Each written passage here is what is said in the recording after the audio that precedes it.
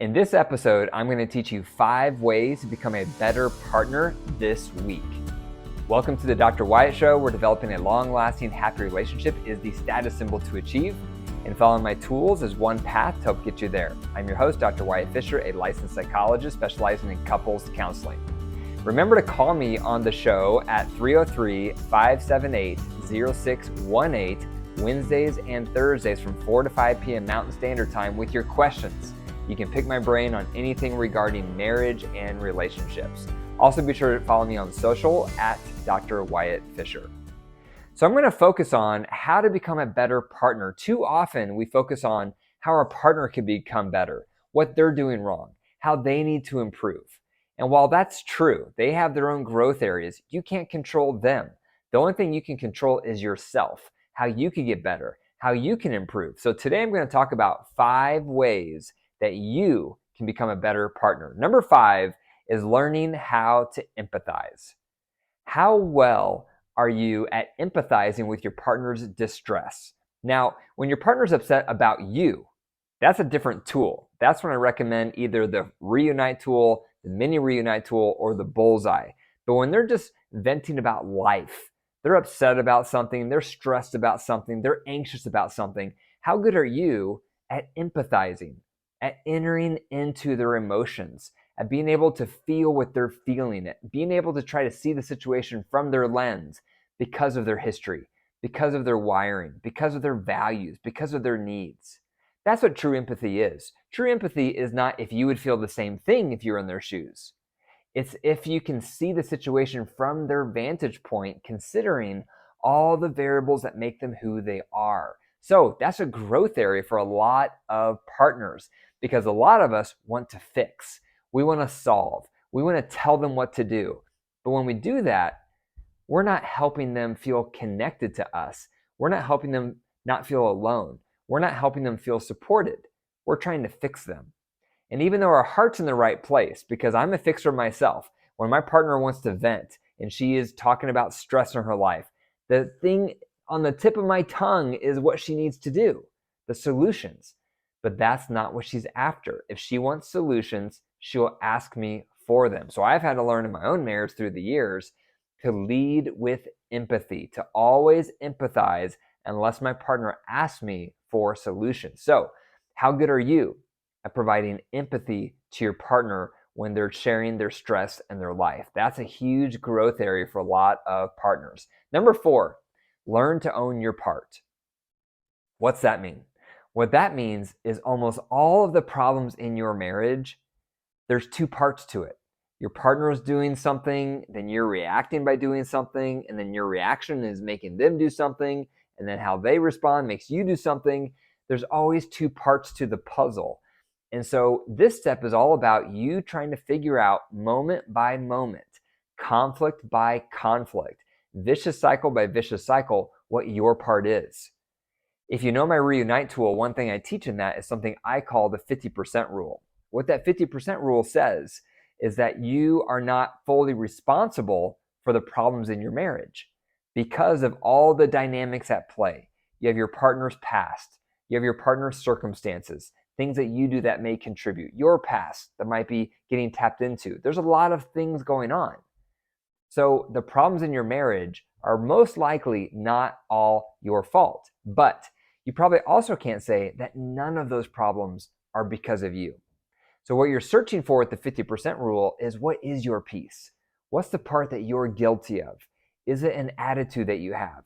Is it words that you use? Is it an action that you have, or a perspective that you take, a mindset, an interpretation? What is it that you do that makes things worse? That's your part. That's what you need to learn to own.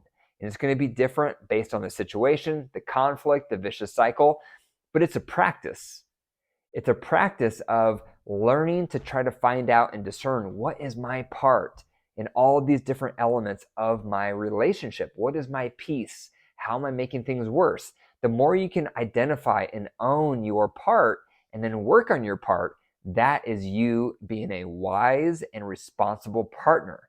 And that's a huge growth area for a lot of us, is learning to own our piece, learning to own our part. How are we contributing? And then not only learning to own it, but then working on it. So how much do you do that? How much do you actively seek out your contribution to the problems in your marriage? Like the old adage goes, when you point the finger at your partner, you have three fingers pointing right back at you. So that's a practice. Start learning to look at your part. That's all you can control. That's all you can really improve. Number 3, it's being willing to work through resentments. If you've been together with your partner for any length of time, most likely they have some resentments toward you. So you have a choice. You can either dismiss their resentments and tell them those are invalid, or those were from years ago, or that's silly. You can invalidate and dismiss your partner's resentments, or you can invite them to talk through those resentments with you. Which one is the wiser choice? Obviously, it's going to be wiser to invite your partner to talk through the resentments. When was the last time you asked your partner, do you have any resentments toward me? I encourage couples that I work with to ask that question once a week. Ask your partner once a week, do you have any resentments toward me? Any unfinished business? Anything in your heart that you feel negative toward me that we need to talk about? Now, it's never fun to hear your partner make a complaint or talk about how you've done something that's made them resent your behavior in some way. But if you don't talk through it, your partner is going to build walls. They're going to shut down. They're going to pull away emotionally and physically. And so it's vital to continually ask them, what resentments do you have toward me? Eventually, you want them to say, none. I don't have any. When my wife and I were going through winter in our marriage, I asked this question frequently. And every time I asked it, she had a new resentment. And it took forever to work through all those resentments. But I'm so glad that we did, because I also had resentments toward her. We had to work through both of our resentments toward one another. And by doing so, it took away the walls that we had toward each other. So in your relationship, in your marriage, you probably have walls. And the reason is because you have unresolved resentments. So that's a piece of being a really good partner, is you invite your partner to work through their resentments toward you. You ask them if they have resentments. And if they do, you sit down, you give them your undivided attention, and then you work through those resentments. That's why I created the Reunite tool. You can Google it, Reunite tool, look it up. If you're not able to work through that Reunite tool on your own with your partner, go to my website, click on coaching, and work with one of my coaches. They are masters in the Reunite tool. The second way to become an amazing partner, to start improving as a partner, is become a student of your spouse. How much do you study your spouse? And in particular, how much do you study what they need to feel loved and what you do that makes them feel unloved? How much do you know those things? The things that they need to feel loved, I call those fillers. Do you know your partner's top 3 fillers? The top 3 things they need to feel loved and satisfied. You may think you know. You may be assuming that you have that all figured out, but I would encourage you, ask your partner this week what their 3 fillers are that they need to feel loved and satisfied, just to confirm that what you think is correct. And then tell them what you think they mean by each of those 3 things. So if they say affection as one of their fillers, explain to them what you think they mean by affection. If they say emotional intimacy, explain to them what you think they mean by emotional intimacy. Confirm your hypothesis, because it's so tempting to assume we know what our partner needs or wants or how they're defining their terms. But often we don't know. We're guessing. We're making assumptions based on how we're defining those terms, and often we're wrong. So becoming a student of your partner is learning what fills up their love bucket.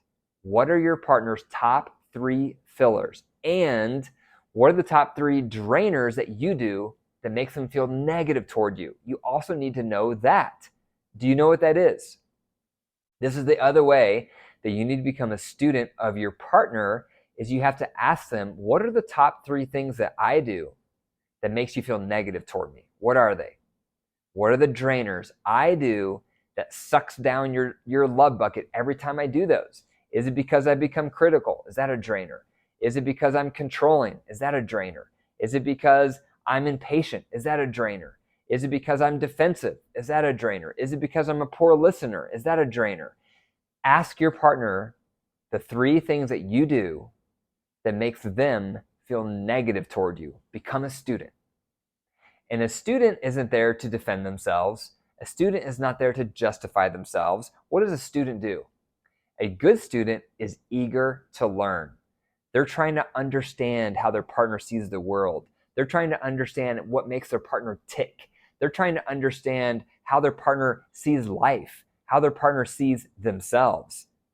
And that's what you need to be doing to be a good partner. You become a good student of your partner. The first thing you need to do, number one, to become a good partner is to give your marriage attention. How much attention are you giving your marriage? Are you focusing on it? Are you reflecting about it? Are you reading about marriage? Are you spending time on it? Marriage is alive. And just like anything alive, you cannot neglect it for very long before it starts to wilt and suffer. I've said this analogy before. I'm sure a lot of you have dogs, a lot of you have cats. They're alive. And imagine taking your dog or your cat and sticking it into a closet and shutting the door and ignoring it for several days. You would never do that. But we do that with our marriage all the time. We take it for granted because everything else is so pressing. We have kids, we have mortgage, we have careers, we have chores. We have all these things vying for our attention. Now, all those things are valid. All those things are important. But what happens is we put our marriage on the back burner. And before long, we feel like business associates. We feel like siblings. We just feel like we're two ships passing in the night. And that's not what you want in your marriage. You want to feel passion. You want to feel in love. You want to feel happy. And that's not going to happen if you're neglecting your marriage. So one of the top ways to start giving your marriage attention is having a once a week date for 3 to 4 hours. When was the last time you went on a date with your partner? That's a low-hanging fruit item. Carve out 3 to 4 hours once a week to have a date with your partner. Take turns planning those dates. 1 week, partner A plans. Next week, partner B plans. But if you want your marriage to thrive, if you want your marriage to survive, you have to give it oxygen because it's going to be suffocating. Otherwise, it's going to wilt and die. So those are 5 ways you can become a better partner starting this week. Number 5 is learn to empathize with your partner's distress instead of fixing. Number 4, learn to own your part in the problems in your relationship. Stop blaming everything on your partner. Number 3, be willing to work through resentments. Invite your partner into that discussion. Ask them, what resentments do you have toward me? Number 2, become a student of your partner. What fills up their love bucket and what drains it down. And number 1, give your marriage attention. Thank you for listening to the Dr. Wyatt Show. If you enjoyed this episode today, be sure to save it and share it with one other person so that other people can find it helpful and have hope in their relationship. For more resources, go to my website, drwyattfisher.com. And remember, your marriage is alive. If you nurture it and focus on it, it will grow. And remember, don't get a better partner, you become a better partner. Take care.